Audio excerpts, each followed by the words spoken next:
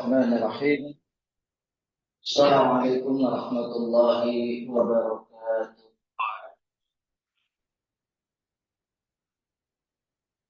Innal hamdalillah nahmaduhu wa nasta'inuhu wa nastaghfiruhu wa nastahdiih wa na'udzu billahi min shururi anfusina wa sayyiati a'malina. May yahdihillahu fala mudilla lahu wa may yudlil falan tajida lahu waliyan mursyida. أشهد أن لا إله إلا الله وحده لا شريك له ونشهد أن محمدا عبده ورسوله الذي لا نبي بعده. اللهم صل وسلم على حبيبنا وشفيعنا نبينا محمد صلى الله عليه وسلم وعلى آله وصحبه ومن تبعه بإحسان إلى يوم الدين. أما بعد. Jemaah Masjid Raudhah yang dimuliakan Allah Subhanahu wa taala, baik yang saat ini hadir secara offline maupun online, puji dan syukur kita panjatkan kepada Allah Subhanahu wa taala atas segala nikmat yang diberikan. Salawat dan salam semoga selalu tercurah kepada baginda Rasulullah Muhammad sallallahu alaihi wasallam. Baik jemaah sekalian, sebelum kita mulai kajian kita, melanjutkan hadis dari kitab Bulughul Maram terkait dengan bab jual beli, kita berdoa terlebih dahulu, mudah-mudahan ilmu yang kita dapatkan menjadi ilmu yang bermanfaat, dapat kita pahami, dapat kita amalkan, serta dapat kita sampaikan kepada keluarga di rumah dan orang-orang yang terdekat dalam lingkungan hidup kita. Allahumma anfa'na bima 'allamtana wa 'allimna ma yanfa'una wa zidna 'ilman. Allahumma ahdina bil 'ilmi wa zayyinna bil hilmi wa akrimna bit taqwa wa jamilna bil 'afiyah. Rabbana zidna 'ilman warzuqna rahman. Allahumma faqihna fid din wa 'allimna ta'wil. Ya rabbal alamin. Baik Bapak Ibu sekalian yang dimuliakan Allah Subhanahu wa taala, sebelumnya kita sudah masuk di hadis ke 870 ya, 770. Kemudian pada kesempatan yang lalu sudah kita bahas juga sampai ke hadis 774. Hadis 774 itu kemarin sampai pembahasan tentang hukum menjual minyak samin yang kejatuhan tikus, baik minyak saminnya yang beku maupun yang dalam kondisi cair. Kali juga sudah kita bahas terkait dengan menjual hewan yang digunakan sebagai angkutan, sebagai penarik akhirnya ada insya hanya menjual apa yang ada pada hewan tersebut tanpa isiknya. Ini juga kaitannya nanti ada di tengah-tengah kita orang yang menjual tanah tapi tanpa apa yang terkandung di dalam tanah tersebut. Menjual tanah tapi tidak dengan pohonnya misalnya. Jadi dipisahkan. Itu kemarin sudah kita bahas hal tersebut. Insya Allah pada kesempatan subuh hari ini kita akan masuk ke pembahasan hadis ke-775. Mohon izin untuk men-share materinya. Memang ini belum dibuat bahasa Indonesianya ya.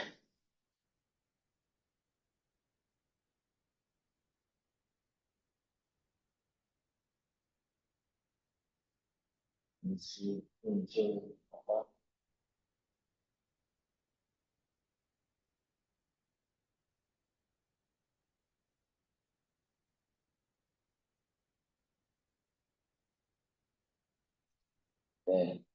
Nah, di hadis ke-775 ini kaitannya dengan mekanisme pembebasan budak.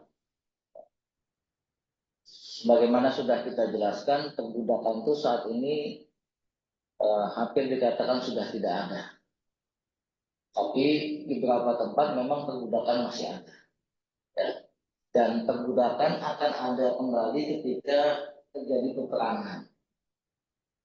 Di tawanan-tawanan perang itu nanti bisa dijadikan sebagai budak. Ya. Dia membantu tugas majikannya.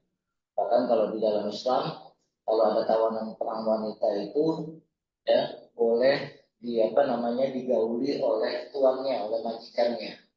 Ya, nanti kalau punya anak, anaknya menjadi anak yang merdeka. Nah ini yang sebagian orang, terutama di Timur Tengah, ya, kan, itu masih ada yang menganggap TKW-TKW itu sebagai budak. Karena apa? Karena biasanya agen-agen yang ada di Indonesia itu pada saat mempekerjakan wanita-wanita Indonesia ke beberapa negara Timur Tengah itu, ya memang diperjualbelikan. Mereka dijual kepada calon-calon majikan yang ada di Timur Tengah. Sehingga wajar kalau misalnya bisa jadi ada pekerja-pekerja wanita Indonesia itu yang kemudian digauli oleh majikannya. Karena pemahaman tentang budak itu masih ada di sana. Dan mereka pun memperoleh itu dengan cara membeli. Dan kemudian membayar kepada agen-agen tersebut. Nah dalam hal ini, dalam hadis yang dicantumkan oleh Imam Ibnu Hajar Al-Asqalani, ini ada mekanisme terkait pembebasan budak. Nah, kenapa hal ini perlu dibahas? Karena kaitannya nanti dengan warisan. Salah satu yang menyebabkan terjadinya waris mewarisi itu adalah perbudakan. Jadi kalau ada budak yang dibebaskan oleh seseorang, maka ketika budak itu bebas menjadi orang yang tidak terikat lagi, maka ketika dia meninggal, majikannya orang yang membebaskannya masih hidup, maka orang yang membebaskan tersebut boleh mendapatkan harta warisan dari budak yang dibebaskan. Kalau kita lihat kaidah tentang warisnya itu kan asbabul irsi salasa. Sebab-sebab terjadinya waris mewarisi itu 3. Adanya nikahun, wawalaun, wanasabun. Jadi waris itu bisa terjadi karena ada hubungan pernikahan.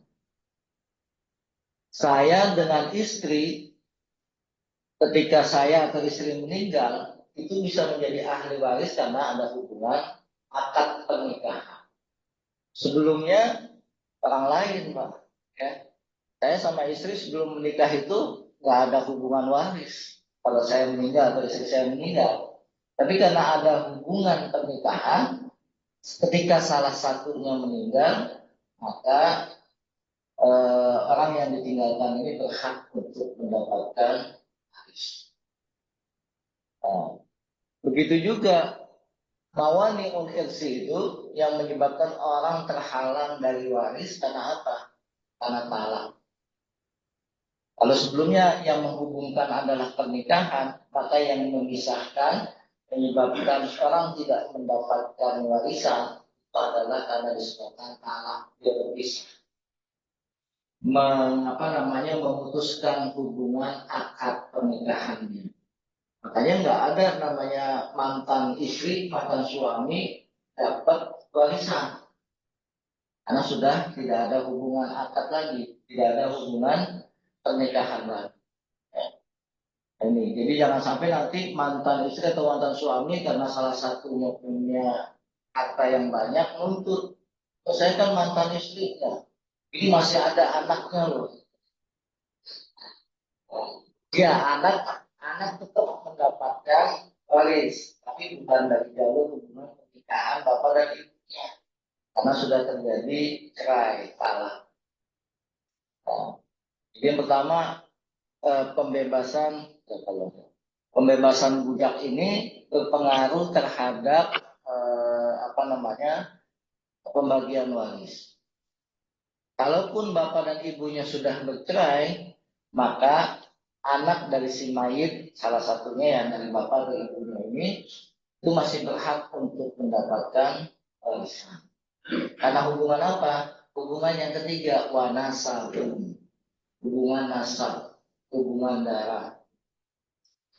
Karena yang namanya nasab nggak bakal terputus kan?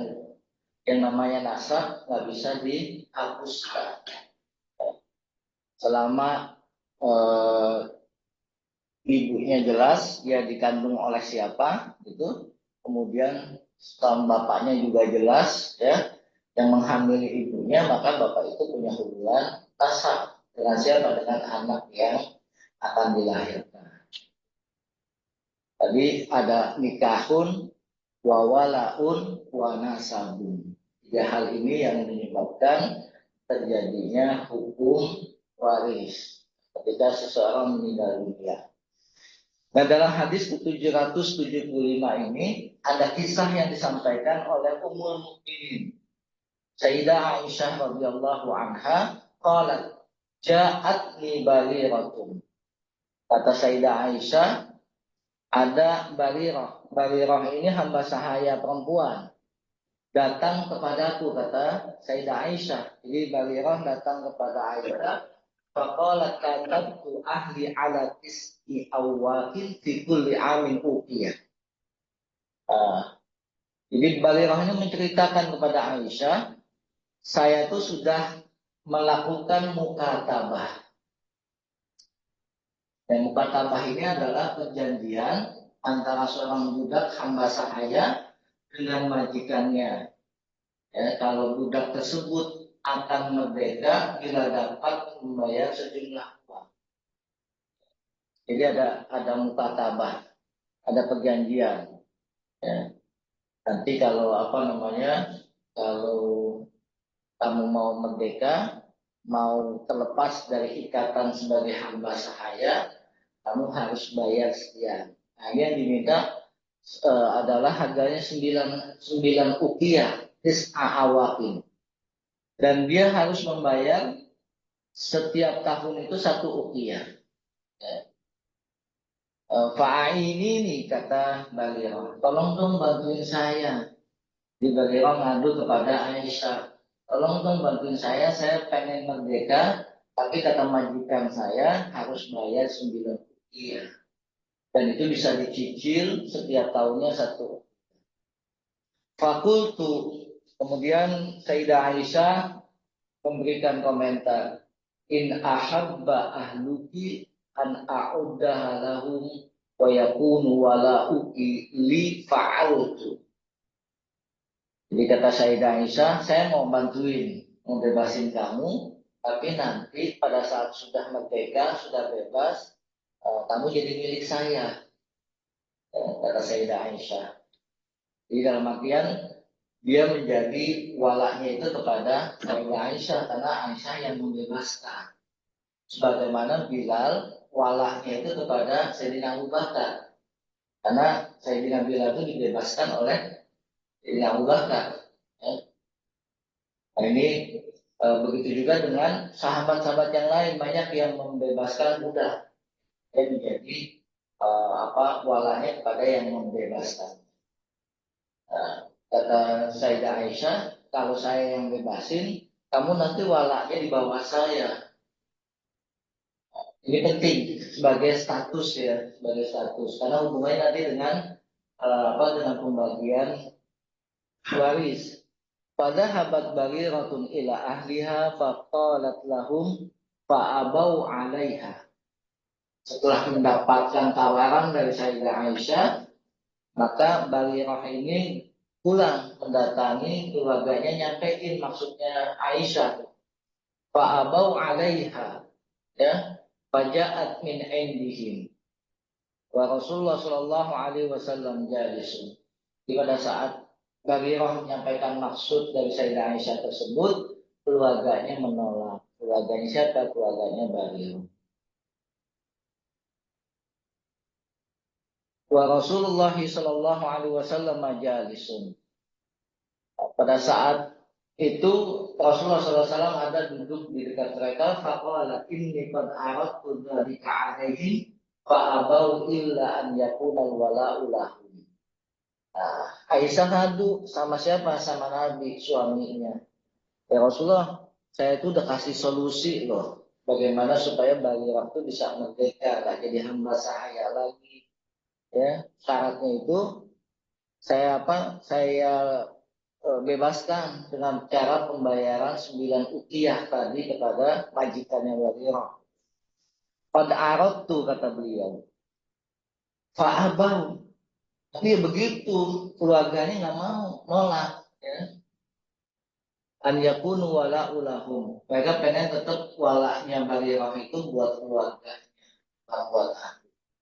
Fasami an Nabi sallallahu alaihi wasallam fa akhbarat Aisyah bin Nabi ya sallallahu alaihi wasallam faqala ubiha washtarati lahumul wala. Kata Nabi kasih petunjuk kepada Aisyah ya, katanya ambillah gitu dan buat perjanjian, buat persyaratan antara kamu dengan Barira.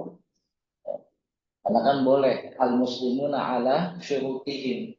Kaum muslimin itu boleh membuat perjanjian, boleh membuat kesepakatan selama tidak menghalalkan yang haram dan tidak mengharamkan yang halal. Jadi kalau saya punya usaha dengan Pak Julius, boleh kita bikin klausul-klausul atau perjanjian. Apa saja yang disepakati, hak dan kewajibannya. Al-muslimuna ala syurutihim. Selama syarat-syarat, klausula-klausula, poin-poin yang diperjanjikan itu tidak melanggar apa yang Allah dan Rasulnya tetapkan. Nah, kata Nabi, khuduhu waslaroti lahumul wala. Kalau kamu kepengen, kamu boleh tuh bayarin ya kewajibannya si Barirah itu untuk membebaskan dirinya. Ya. Fa innamal wala'u liman a'taqa fa fa'alat Aisyah. Kata Nabi, sesungguhnya wala itu milik orang yang membebaskan budak tersebut. Ya. Jadi kalau Aisyah yang membayarin, kemudian Barirah menjadi orang yang merdeka, bukan hamba saya lagi, maka walahnya adalah milik Sayyidah Aisyah. Summa qama Rasulullah sallallahu alaihi wasallam fin nasi khatiban. Ya, fahamidallah wa asna alaihi summa qala. Nah, setelah Nabi ngasih petunjuk, ngasih arahan kepada istrinya, kepada Sayyidah Aisyah, kemudian Nabi berkhutbah, ngasih wejangan kepada para sahabat yang ada di dalam masjid. Amma ba'du ma balu rijalin yastariquna syurutan laisa fi kitabillah. Nabi memberikan arahan kepada para sahabat sambil sebetulnya Nabi pengen negur majikannya Barirah karena telah membuat perjanjian yang sebetulnya tidak boleh dilakukan ya dalam Islam. Tapi Nabi nggak menyebutkan majikannya Barirah. Ini untuk menjaga tentunya harga dirinya. Tapi Nabi ingin menegur itu sambil memberikan nasihat kepada sahabat. Ma balu rijalin yashtarituna syurutan laisa fi kitabillah. Siapa itu yang bikin-bikin klausul-klausul persyaratan itu padahal itu nggak ada di dalam kitab Allah. Maka Nabi syartin laisa fi kitabillah fa huwa batil. Kalau ada orang yang membuat ya syarat-syarat ya perjanjian di dalamnya ada poin-poin tapi bertentangan dengan kitab Allah, bahwa batilun maka perjanjian itu menjadi batal. Kalau bahasa hukumnya apa Pak? Batal demi hukum. Ya, karena kalaupun dilanjutkan memang substansinya udah nggak boleh, gitu. Ya maka secara ini menjadi batal demi hukum. Ya. Wa in kana mi'ata syartin kata Nabi. Walaupun di situ ada 100 persyaratan, itu ada 4 poin gitu kan. Tapi kalau melanggar ketentuan Allah, otomatis batal. Qada'ullahi ahaqqun. Ya, karena keputusan Allah itu lebih diutamakan. Wa syartullahi awsaq. Ya. Begitu juga syarat yang Allah tetapkan itu lebih kuat. wa innamal wala'u liman a'taqa. Dan wala itu hanya diberikan kepada orang yang membebaskannya. Bapak Ibu sekalian yang dimuliakan Allah Subhanahu wa taala, ya. Di sini Nabi pengen menjelaskan kepada para sahabat dan kita semua, ya, bahwasanya kalau kita menjalin hubungan bisnis, ada kerjasama dan lain sebagainya yang dibutuhkan dalam perjanjian kerjasama. Kalau di bank itu kan ada PKS ya, perjanjian kerjasama, ada MOU dan lain sebagainya. Maka poin-poin yang disepakati itu tidak boleh bertentangan dengan apa yang eh, di, dipersyaratkan dalam Islam. Kalau ada pelanggaran terhadap apa yang Allah tetapkan, maka secara otomatis perjanjian yang kita buat menjadi batal. Misalnya nih, ada perjanjian, saya sama Pak Julius pengen bikin outlet bakso. Ya, outlet baksonya itu 100 juta untuk modalnya. Maka saya patungan buat memulai bisnis itu 50 juta, 50 juta. Nah, sebagai partner, sebagai mitra, saya mensyaratkan Pak Julius nanti setiap bulannya saya dikasih 5% dari modal yang saya berikan ya. Saya dikasih 5% dari modal yang saya sertakan. Nah, menetapkan 5% atas modal yang saya berikan untuk investasi itu menjadi batal demi hukum. Kenapa? Karena yang namanya bagi hasil itu bukan hitungannya dari modal. Yang namanya bagi hasil hitungannya dari pendapatan yang diperoleh. Oh, usaha baksonya udah jalan nih, ya. Oh, ternyata ketika bulan pertama nggak ada keuntungan, maka nggak ada bagi hasil yang diberikan kepada mitra, karena usahanya belum menghasilkan. Otomatis perjanjian saya harus mendapatkan 5% setiap bulan itu bakal demi, karena melanggar melanggar apa yang Allah tetapkan. Penetapan 5% atas modal itu adalah bentuk riba yang dilarang. Ya, kalau riba kan gitu, untung nggak untung, si pengelola investasi itu harus memberikan bagi hasil. Nah, ini yang tidak diperbolehkan, maka secara hukum dia menjadi batal perjanjiannya. Ini Nabi ingin menegaskan, ya, siapapun ketika melakukan perjanjian, akad kerjasama itu tidak boleh melanggar ketentuan yang Allah dan Rasulnya tetapkan. Kemudian jamaah sekalian yang dimuliakan Allah, eh, apa namanya hadis ini juga memberikan pelajaran kepada kita bagaimana husnu asyratil imami ma'arahiyah.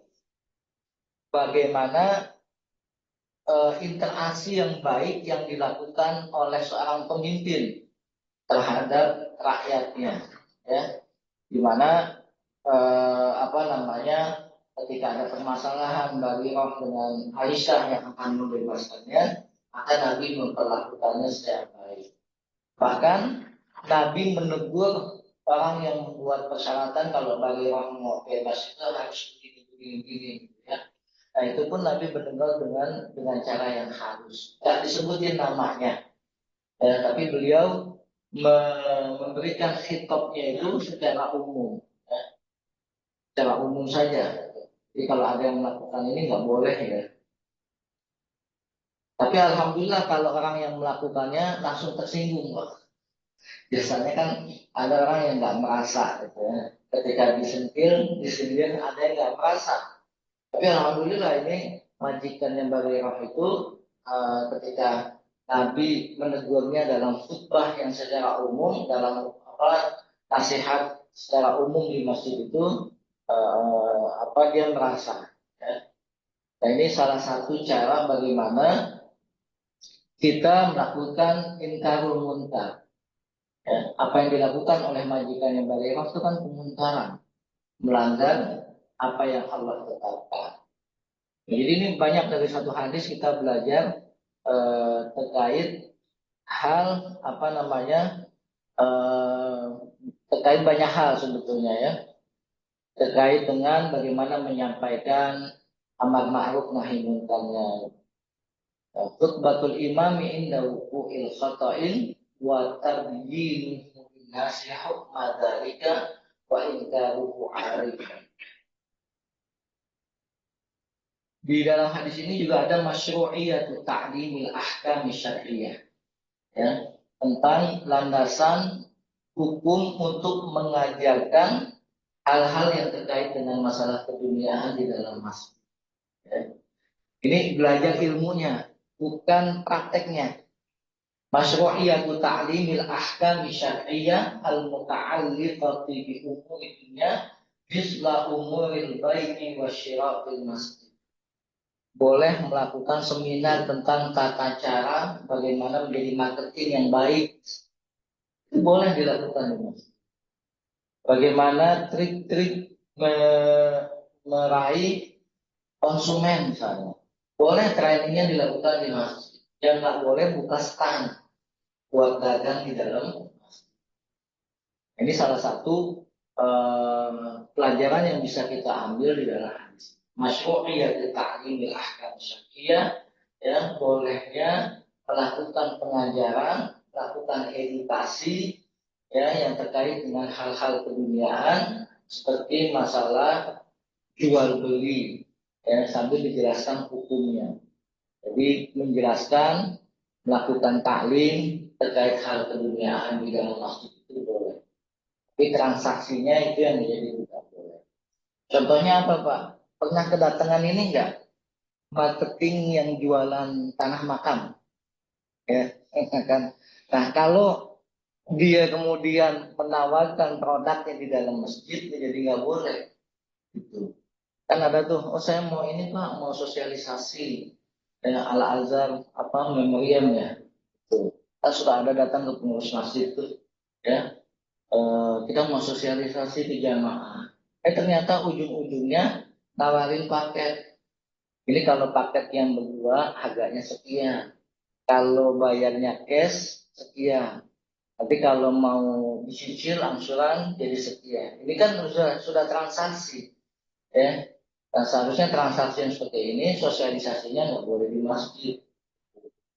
Silakan cari aula misalnya, ya, jangan di ruangan utama masjidnya. Ini apa namanya dibedakan antara sosialisasinya dengan transaksinya. Sampai pada saat sosialisasi ada transaksi. Yang selanjutnya Bapak Ibu sekalian yang dimuliakan Allah, ini terkait dengan menjual budak yang memiliki anak. Ya. Sayyidina Ibnu Umar itu pernah menjelaskan, ya. Jadi di kalangan sahabat itu terkadang ada saling merojaah, saling mengingatkan, ya. Termasuk apa yang dilakukan oleh Abdullah bin Umar, anaknya Umar bin Khattab.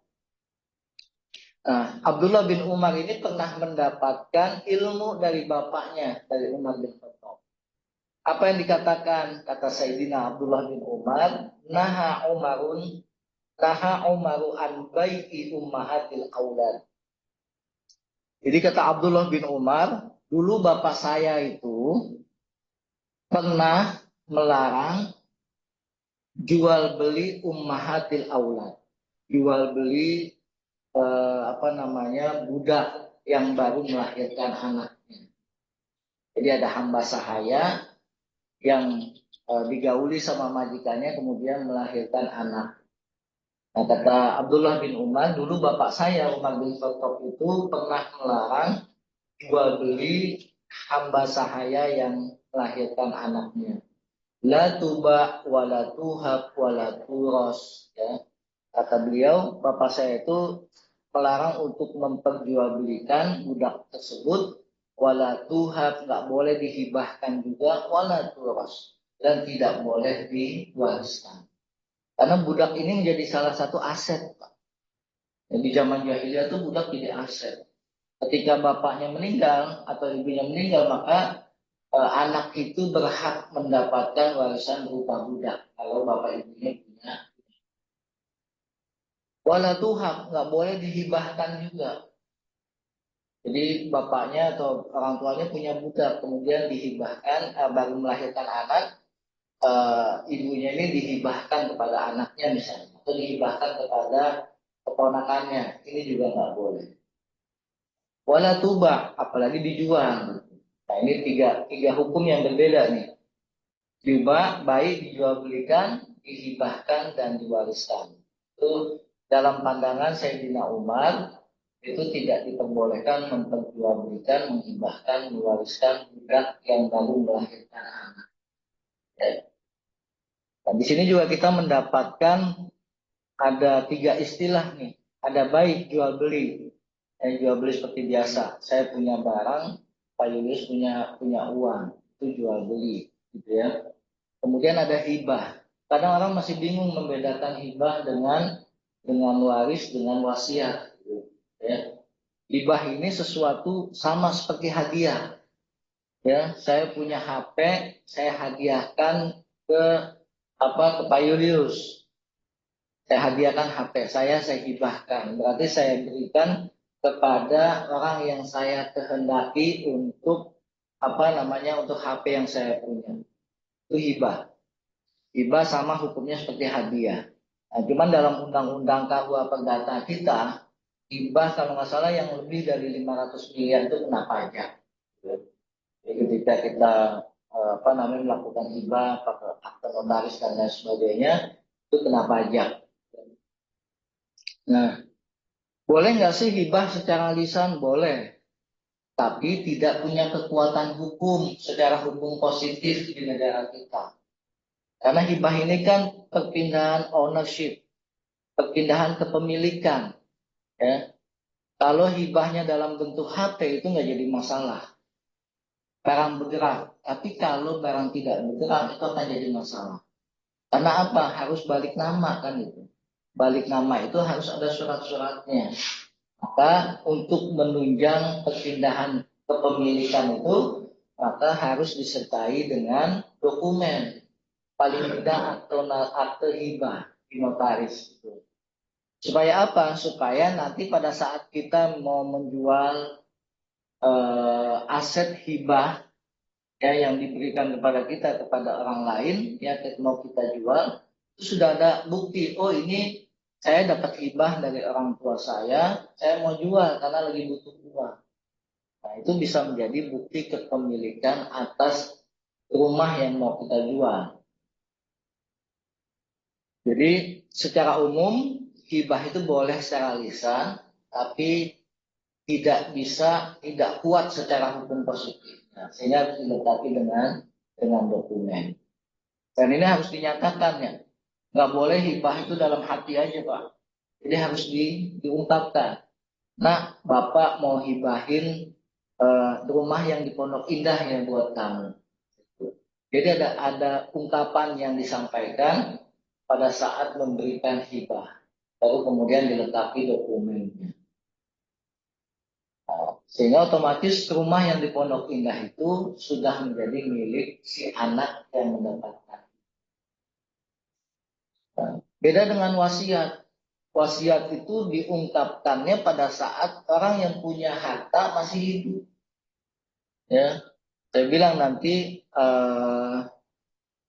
rumah saya itu yang ada di samping masjid, saya wasiatkan untuk diberikan ke masjid aja. Buat apa? Buat TPA misalnya. Diwasiatkan oleh orang yang punya aset, punya barang. Kapan terjadinya? Nanti pada saat saya meninggal. Baru kemudian terjadi itu perpindahan perpindahan kepemilikan rumah yang ada di samping masjid setelah saya meninggal. Dan wasiat ini tidak boleh diberikan kepada ahli waris. Saya punya anak itu ahli waris bukan? Ahli waris. Makanya saya nggak boleh wasiat. Nah nanti tanah yang di Jonggol itu yang 1 hektar Bapak wasiatin buat kamu ya, nggak boleh.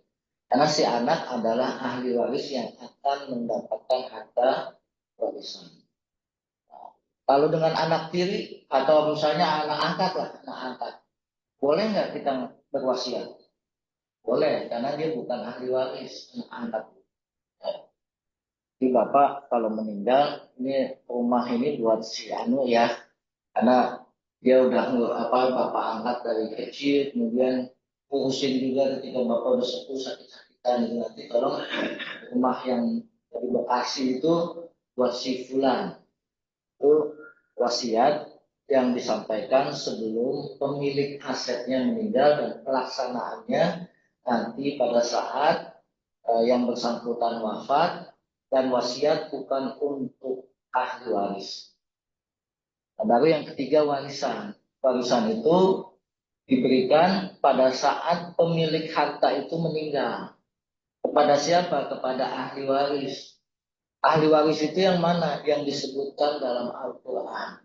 Yusikumullah. Yang Allah wasiatkan. Jadi satu-satunya hukum yang langsung Allah sebutkan secara detail dalam Al-Quran itu ya waris. Bagian istri berapa kalau suaminya meninggal. Dan bagian suami kalau istrinya meninggal berapa.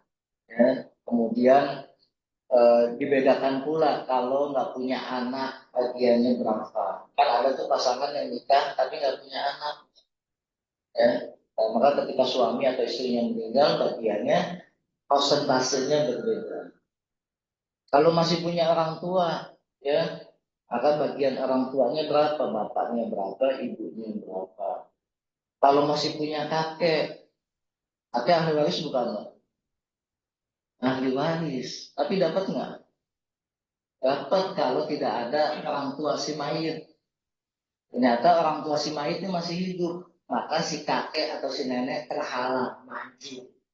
Dan dia ahli waris, tapi terhalang, nggak bisa. Contoh lain, saya punya anak misalnya 4, ya.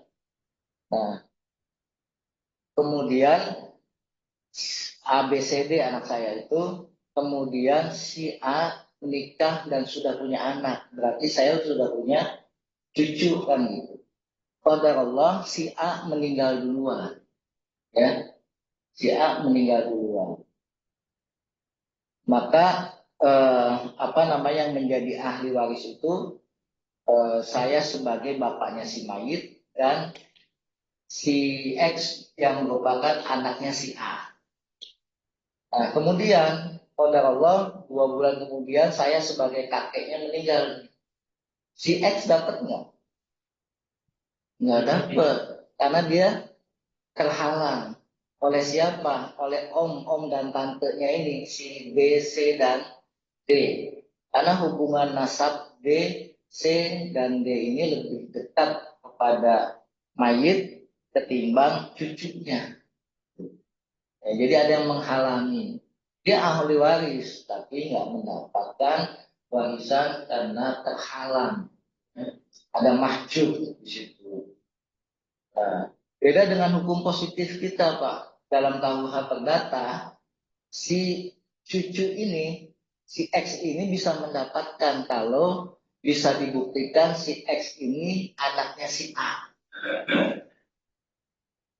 Kalau kakeknya meninggal, karena bapaknya udah meninggal duluan nih, maka si X kalau dalam hukum positif kita, dalam KUH Perdata, itu bisa mendapatkan warisan setara dengan om dan tantenya, si B, C, dan D ini, kalau dia bisa membuktikan sebagai anaknya si A yang udah meninggal. Tapi kalau dalam hukum Islam, nggak bisa. Karena bapaknya ini sebetulnya sudah meninggal. Ya, sudah meninggal dan sudah tidak mendapatkan warisan.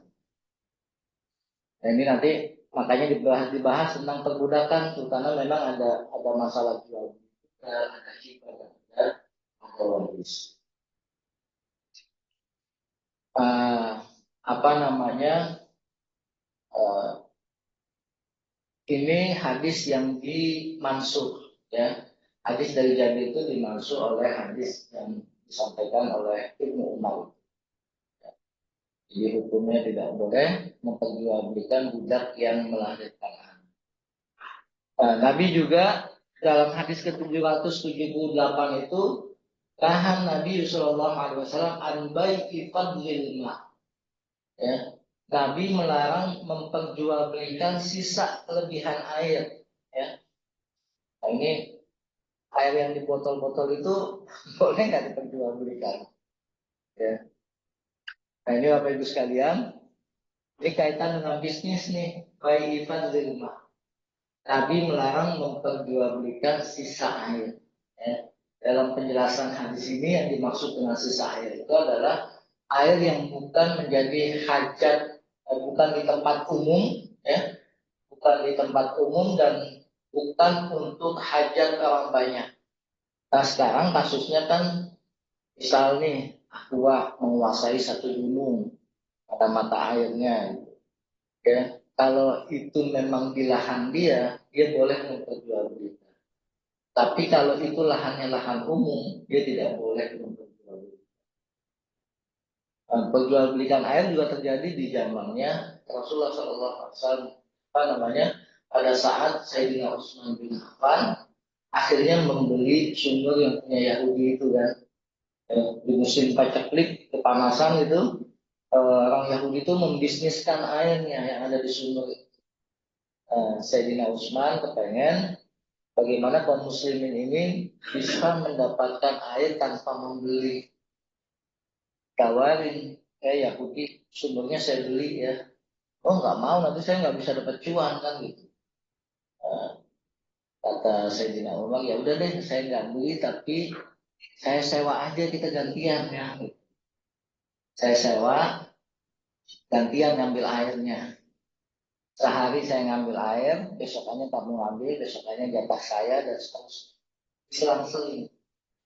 Maka disewalah air sumur itu dan Utsman membolehkan kaum muslimin untuk mengambil air sepuasnya buat kaum muslimin pada saat jatahnya beliau. Ya, jadi saat jatah ngambilnya hari Selasa nih, kaum muslimin dibebasin silakan ambil air. Nah, pada saat hari Rabunya itu sumur sepi, sumur Yahudi sepi karena nggak ada kaum muslimin yang mau beli gitu kan. Jadi kenapa? Sayyidina Utsman udah ngebebasin tuh. Ujung-ujungnya terugi si Yahudi ini. Akhirnya bilang sama Sayyidina Utsman, ya udah saya jual aja dah. Pas jatah saya nggak ada mau beli air, gitu. Pas jatahnya Utsman, mau bondong-bondong orang ngambil air. Akhirnya dijual itu sumber ke Sayyidina Utsman. Ya. Dan lahan yang ada sumber itu yang sekarang jadi apa? Jadi hotel di Madinah. Dan alhamdulillah hotelnya bagus Pak. Saya kemarin dapat jatah haji itu di hotel itu di tanah yang wakafnya Sayyidina Utsman. Di atas hotelnya itu ditulis ini hotel ini adalah di atas tanah wakafnya Utsman bin Affan. Jadi saya waktu haji kemarin di Madinah ingatnya di hotel wakaf punya Sayyidina Utsman. Alhamdulillah ada wakaf produktif. Uang hasil sewa hotelnya masuk ke mana ke rekeningnya Sayyidina Utsman. Dan kita boleh juga wakaf produktif seperti ini nih. Apa masjid punya lahan misalnya gunakan untuk parkir. Uang hasil parkirnya masuk jadi pendapatan masjid seperti jalan wakaf. Ya. Nah, ini yang apa namanya baginda Nabi ingatkan kalau air itu milik umum, jangan diperjualbelikan. Tapi kalau memang milik pribadi boleh. Ya. Itu dan juga Rasul melarang mengambil upah dari persetubuhan unta jantan. Ini ngawinin. Ya. Biasa kan kita kalau punya indukan bagus suka dikawinin sama betina yang biasanya, kambing, sapi, ya hewan-hewan begitulah pokoknya dikawinin. Nah biasanya ada orang yang ketika punya pejantan yang bagus dia ngambil upah.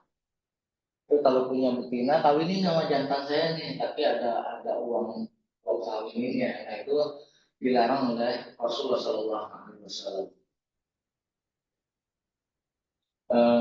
Dan yang terakhir terkait dengan jual beli hewan dalam tanduk.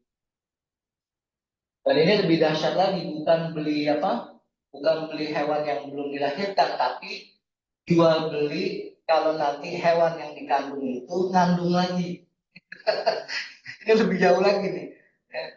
Jadi di kalangan jahiliyah dulu berlaku itu. Kalau ontak saya lagi ngandung, nanti anak yang ada dalam kandungan ini ngandung lagi, itu saya jual beli ya. Nah, Rasul melarang itu karena di situ ada ketidakjelasan, ada unsur dorongnya. Ya. Sama seperti kita jual beli ijon, mangga masih pentil, itu udah ditaksir nih, oh saya nak beli ini ya, pohon mangga ini satu pohon, saya beli 4 juta. Ternyata gagal berbuah. Jadi sampai sama dengan bai'ul hablil hablah. Memperjualbelikan barang yang belum ada dan belum jelas. Dan Rasulullah tidak mau itu. Ya. Pengen kalau jual beli itu jelas aja. Ini barangnya harganya sekian, ya, sehingga jelas bisa ditakar berapa harganya itu. Ya. Nah, ini untuk memperjelas, makanya bai'ul habli habla itu dilarang dalam Islam karena ada unsur ketidakjelasan barang yang diperjualbelikan. Kalau dianalogikan bisa jadi terhadap apa yang kita lakukan saat ini, jual beli online misalnya. Jual beli online, kalau barangnya itu nggak jelas, maka masuk dalam kategori jual beli bohong, memperjualbelikan sesuatu yang belum jelas. Teman saya kemarin beli jas hujan online, ya, ditanya yang jualnya, ini ukurannya apa? All size Pak, muat kok buat bapak. Karena dia bilang ukurannya kan kalau dia pakai baju XL ya. Tanya penjualnya, muat kok kalau buat bapak. Ternyata ketika sampai ukuran jas hujannya buat anaknya aja yang SMP nggak muat. Kan itu ketidakjelasan di dalam barang yang diperjualbelikan. Alhamdulillah ini sudah selesai ya. Isyaratun ila anna al-bai' wa syira' la budda an yakuna fi syai'in. Ya, Nabi memberikan isyarat jual beli itu boleh dilakukan kalau barang yang diperjualbelikan itu maklum, diketahui. Wasamanin maklumin, harganya juga maklum. Tidak boleh atas sesuatu yang masih goib. Wallahu a'lam. Kalau ada pertanyaan Bapak Ibu atau yang online, silakan bisa nanti di open mic-nya atau ditulis di kolom chat-nya. Silakan Bapak Ibu kalau ada yang mau didiskusikan. Ya, yang pertama jual beli dalam masjid. Kan ada sebagian masjid halamannya jelas ya. Saya sebelum mata tuh udah gelar ya. Ya. Nah, maka haji termasuk halaman masjid dikategorikan sebagai atau bukan atau bukan. Kalau Ustaz, kadang-kadang kita ini buat sholat Ustaz, kita dari meeting kita nungguin sholat masjid ya. Kita sebagai kerja di dalam masjid atau di teras masjid, apakah boleh Ustaz? Karena kan itu apakah termasuk jual beli transaksi atau bukan ya? Karena seperti misalnya NPO atau apa gitu ya. Iya. Yang ketiga Ustaz, kita tidak boleh jual sperma jantan. Nah, kalau di pertanyaan itu ada namanya inseminasi buatan ya, yang spermanya itu bawa dimasuk ke perempuan biar perempuannya hamil ya. Apakah boleh Ustaz? Inseminasi buatan ya. Jadi sperma yang pejantannya diambil kemudian suntikan ya. Iya, kan mungkin KUD atau koperasi atau apa tuh punya sperma bagus kan? Iya. Koleksi dari mana gitu? Itu dari ke petani binaannya itu di Iya. Nah, itu bagaimana Ustaz? Ya, sekarang kalau di Eropa itu bukan lagi binatang. Sperma orang manusia pun diperjualbelikan. Jadi kalau ada pasangan suami istri, anaknya kayak apa, orang tua ini kepengen nanti kalau punya anak, anaknya kayak profesor otaknya. Itu kalau di Eropa itu di Amerika ada bank-bank sperma. oh ini spermanya Profesor A, ini spermanya pengusaha B, ya, diperjualbelikan. Nah, kalau dalam manusia bukan hanya jual belinya dilarang, kalau dia dilakukan penyuntikan itu pun inseminasi buatannya itu juga menjadi bentuk perzinahan. Ini kalau manusia. Nah, kalau hewan yang dilarang itu jual belinya, tapi inseminasi buatannya mengambil sperma dari pejantan yang bagus disuntikan kepada betina, ya itu dibolehkan, tapi tidak boleh diperjualbelikan. Sama seperti mengawinkan pejantan ke betina. Jadi nanti solusinya gimana? Nah, ini harus dicari. Karena kan bisa jadi untuk mengambil sperma pejantan yang bagus ini perlu biaya kan gitu. Mungkin biaya pengganti biaya itu aja yang dikenakan, bukan untuk memperjualbelikan sperma. Karena ada biaya yang timbul dari proses itu, akan dikenakan biaya pengganti. Tidak memperjualbelikan, hanya membayar biaya pengganti atas proses. Ya, karena kan perlu ada mungkin disterilkan tempatnya supaya tahan lama. Mungkin dia harus di kulkas dan lain sebagainya. Nah, biaya-biaya itu yang di situ yang ditagihkan untuk memperjualbelikan. Kemudian tadi yang pertama terkait dengan apakah halaman masjid yang luas itu termasuk masjid atau bukan. Ada dua pendapat. Yang pertama, selama dia ada di lingkungan masjid, itu masuk dalam masjid. Sehingga pendapat yang pertama ini tidak memperbolehkan jual beli walaupun bukan hanya di ruang utama, tapi di halaman masjid. Nah, yang pendapat kedua, memperbolehkan halaman masjid atau teras masjid. Karena apa? Itu bukan bagian ruang utama masjidnya. Buktinya apa? Orang yang haid masih boleh duduk di situ. Karena kan orang haid ini, orang junub, orang haid itu yang hadas besar tidak boleh masuk ke dalam masjid. Nah, keberadaan mereka di luar masjid, di teras ataupun di halaman menandakan itu bukan bagian dari ruang utama masjid. Jadi yang tidak diperbolehkan adalah di ruang utama masjid. Ini dua pendapat yang ada beredar di kalangan kaum muslim. Silakan aja mengambil yang mana, ya. Selama ada hujah dari para ulama ini silakan. Kita mau memudahkan atau menyulitkan. Tapi kalau misalnya ternyata buka stand di halaman masjid mengganggu orang yang sholat nih, harus ada tindakan preventif. Dan bagaimana supaya tidak mengganggu. Ada dua pendapat itu silakan mau dipakai. Kemudian kalau saya lagi lapar nih Pak, buka aplikasi. Padahal posisi saya habis wirid lunas. Buka aplikasi, saya pesan makanan. Ambil nunggu dari rumah, masukkan dekat. Tapi ordernya di masjid. Terjadi transaksi enggak? Terjadi transaksi. Ada transaksi kan?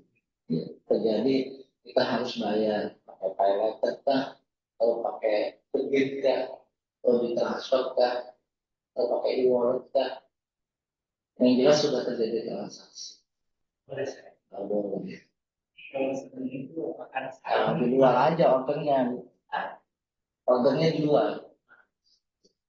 Tapi kalau makanannya udah dibeli, ordernya di luar, makannya di dalam masjid boleh. Yang nggak boleh itu transaksinya. Yang nggak boleh itu transaksinya. Iya. Orang yang lagi transaksi jual beli itu pasti nggak fokus. Ya. Sama kayak review dokumen. Dokumen sebaiknya di teras masjid dari dalam ruangan. Tapi kadang-kadang gini, Kan kita kadang-kadang kan kita nggak dapat jatah ya dari pengalaman. Kita kadang-kadang nggak dapat jatah karena kita kan nggak bisa jatah. Kita kan mau makan malam-malam misalnya. Nah, kan nggak boleh keluar mesti bisa. Apa kita ke WC gitu, bisa dari WC. Dari kalau dulu. Ya ini apa namanya permasalahan masjid di kita ya. Beda dengan di Timur Tengah. Di Timur Tengah itu biasanya masjid-masjid itu ada taman gitu ya, di tengah masjid. Kayak Masjid Al-Azhar. Masjid Al-Azhar itu yang dipakai sholat apa yang di pinggirannya? Bukan di taman yang di tengahnya tempat orang biasanya pada wisata gitu, pada istirahat. Nah, di kita pun banyak masjid-masjid itu yang di luar apa toiletnya, kamar mandinya, tempat wudhunya itu di luar ruang lingkup masjidnya. Itu yang kadang jadi masalah. Makanya dengan kondisi seperti ini, ketika kita ada hajat, maka hajat itu dilakukan, terutama yang transaksi ya, dilakukan di luar bangunan utama tempat sholat. Jadi kalau dibilang itikaf kita batal dong, orang kita ke toilet aja udah keluar masjid. Ini kondisi masih di Jadi itu kan kalau tingkat itu karena kalau kita nggak ikut daftar ya dari awalnya. Kita kelaparan, kita ke itu aja keluar dulu ke PHR ke jalan masjid. tapi kan betul nggak terlalu keluar ya. Iya, masih dalam ruang lingkup halaman masjid. Karena kondisi bangunan masjid di kita kan memang begitu kondisinya. Beda dengan di Timur Tengah. Di Nabawi pun kalau kita etika batal wudhu pasti keluar. Batal wudhunya di halaman masjid. Di Nabawi, di Masjidil Haram juga demikian. Baik, silakan Pak. Dua nama tadi terkait perbedaan antara Islam dengan kafir, KUH Perdata. dan itu tidak dapat kalau dia di dalam prakteknya juga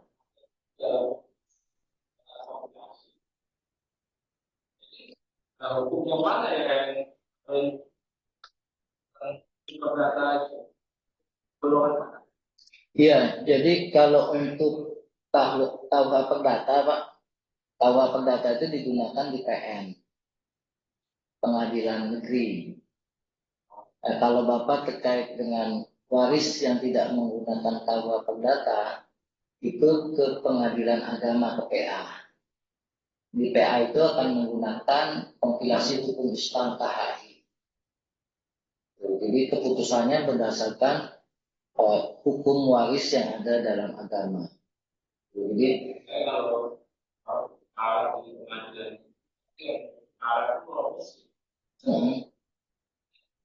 iya, ada orang Muslim yang juga nggak menerima hukum waris secara Islam. Itu dia pengen disamaratakan. Maka biasanya penetapan hukumnya dilakukan di PN, di Pengadilan Negeri. Berdasarkan apa? Berdasarkan KUH Perdata.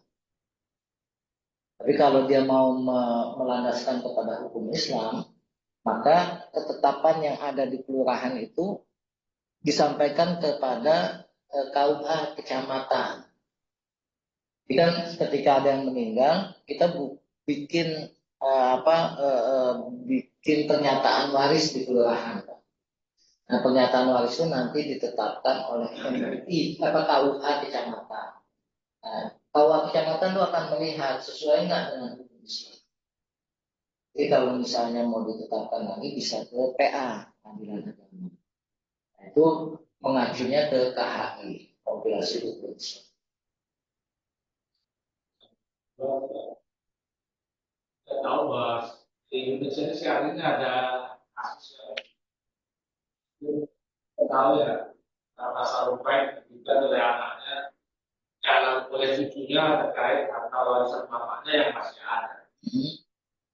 Belum itu ada jadi bahas. Iya, jadi emang Jadi nuntut harta kakeknya ya, atau bapaknya? Kata bapaknya itu bapaknya masih hidup. Bapaknya masih hidup. Karena cuma apa? Udah mulai. Maksudnya katanya diaku oleh neneknya. Ya beberapa polisi beberapa.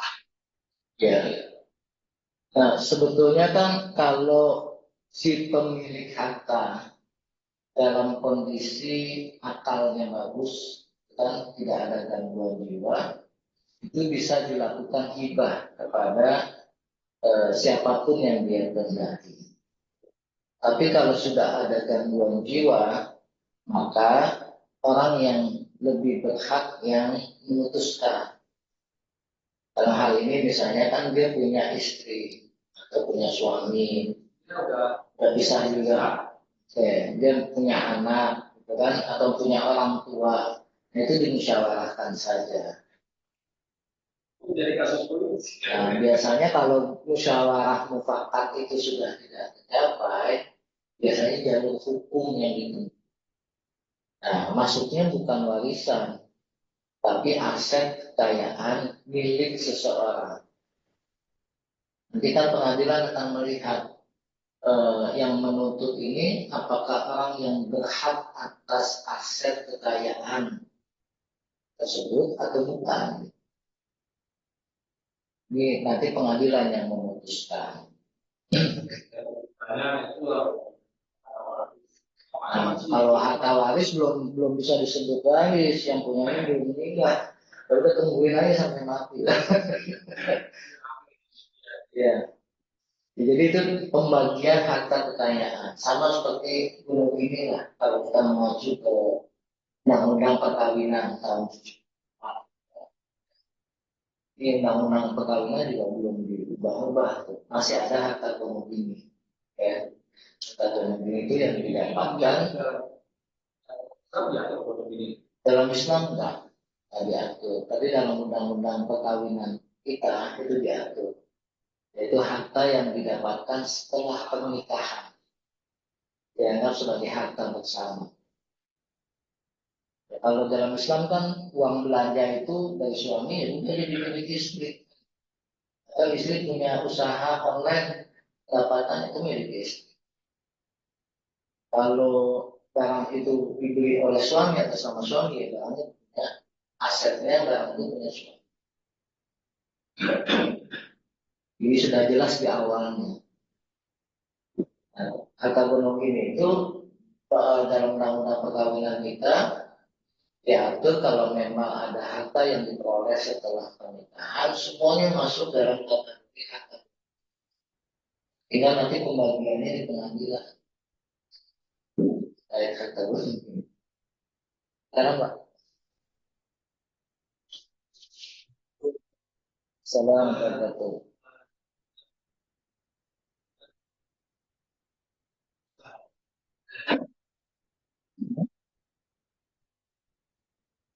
Iya,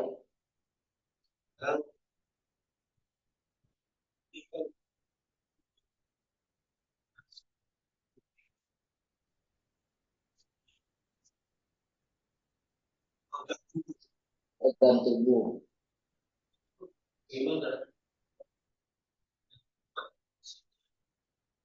manfaatnya tidak sesuai yang kita harapkan. Terkait jual beli organ tubuh. Ya.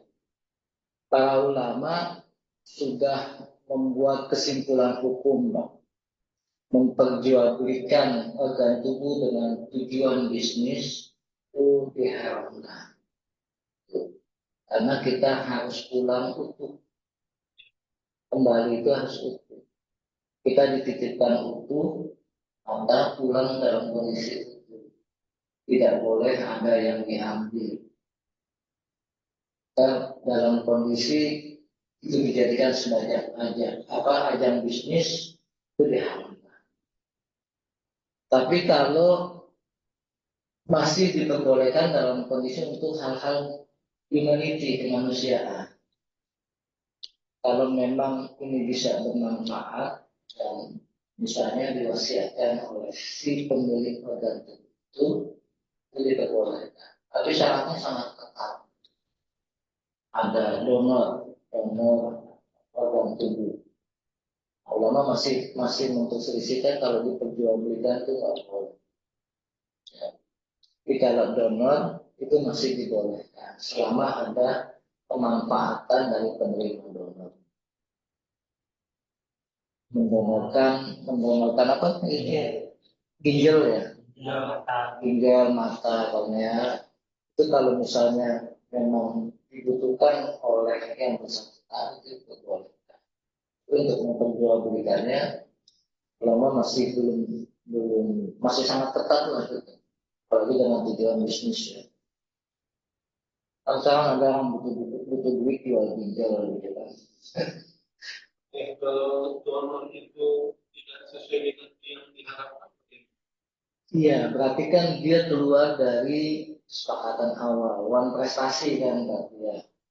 Eh, maka apa namanya orang yang diamanahkan itu menjadi berdosa.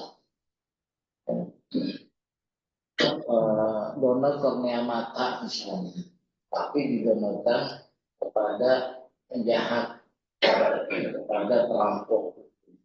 Jadi nggak boleh. Misalnya dia donornya pengen kepada orang-orang yang tunanetra tapi penghafal Quran, tapi kemudian disalahgunakan. Maka yang menyalahgunakannya dosa di luar perjanjian dan kesepakatan. Bagaimana sebaliknya? Sebaliknya si penerima donor organ yang salah. Organ yang salah dia. Nah, kita sering dengar salah satu tokoh dia menerima donor, jadi keimanan dia jadi obat. Ya, anggaplah dahlan Islam ya. Dahlan Islam itu kan dia bukan menerima donor tapi beli ya. Beli di Cina organ tubuh untuk transplantasi jantung kalau nggak salah ya. Iya. Hati ya. Iya. Iya. Dia beli di Cina. Jadi itu bukan donor. Dia beli. Nah, jual belinya aja udah nggak boleh gitu kan. Kecuali kalau memang dalam kondisi darurat. Nah, dahlan Islam itu dalam kondisi darurat atau tidak. Kan sesuatu yang tidak diperbolehkan tapi karena kondisinya darurat menjadi boleh dengan catatan. Kalau misalnya tidak dilakukan maka akan mengancam nyawanya misalnya. Jadi namanya darurat itu mengancam nyawa kehidupan. Orang yang misalnya tersesat di hutan kan nggak makan berhari-hari ini cuma makan daun. Ternyata ada eh, harimau yang udah mati gitu kan. Eh, sudah jadi bangkai tapi masih layak dimakan. Nah, untuk mempertahankan hidup menjadi boleh. Ada ular, ular yang tadinya hukumnya nggak boleh, jadi boleh karena mau untuk mempertahankan hidup. Dalam Islam itu posisinya sudah seperti itu, kalau dalam posisinya sudah nyawanya untuk mempertahankan hidupnya menjadi boleh karena tubuh bermuncul dalam kondisi kedaruratan. Jadi darurat itu apa namanya kalau sudah lewat masanya nggak boleh lagi digunakan. Cuman nanti harus pilih-pilih jangan sampai kan organ tubuh ini bisa jadi berpengaruh. Kan? Katanya dalam Islam itu secara apa namanya hidupnya itu udah kayak orang 17 tahun lagi gitu karena organ tubuhnya kan lebih muda kan gitu, pada saat dia beli. Hal-hal yang seperti ini nantinya kalau memang terjadi lagi maka akan terjadi jual beli tadi. Nah, jual beli tadi kan nggak boleh bagi yang tidak sangat-sangat membutuhkan. Ya, itu. Jadi ya harus pilih-pilih juga siapa yang menggunakan atau membeli gitu ya pada saat sangat-sangat dibutuhkan. Tapi hukum asalnya nggak boleh. asal memperjualbelikan alternatif itu Allah Maha.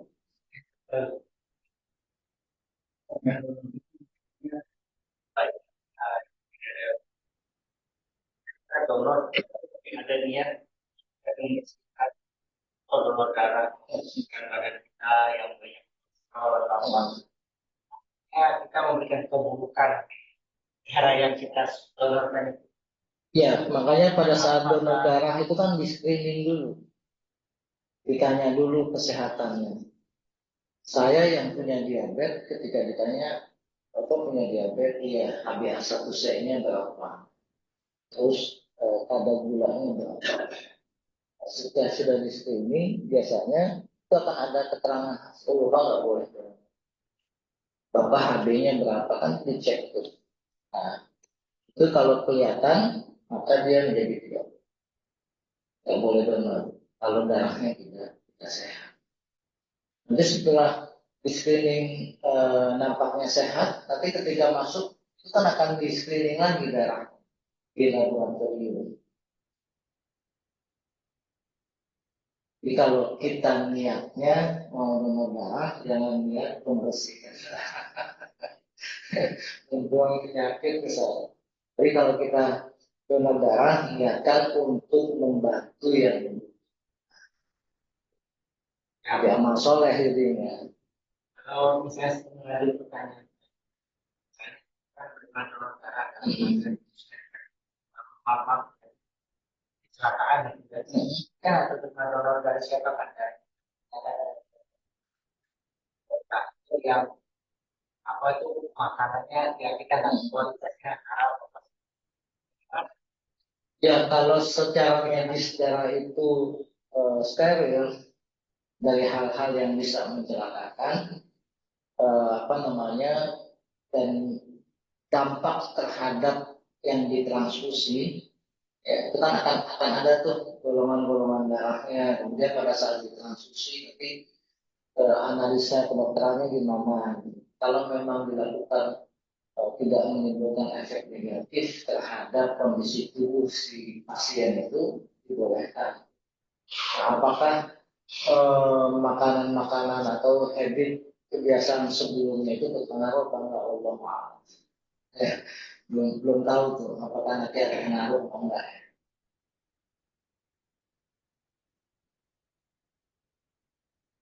Oke, jam 6 sampai jam 6 seperempat. Kita cukupkan ya. Semoga manfaat buat kita dan bisa kita amalkan serta menjadi knowledge buat kita ketika ada kondisi demikian yang kita hadapi. Kita berhamdalah, alhamdulillahirabbil alamin. Subhanakallahumma wa bihamdik, asyhadu an la ilaha illa anta, astaghfiruka wa atubu ilaik. Assalamualaikum warahmatullahi wabarakatuh.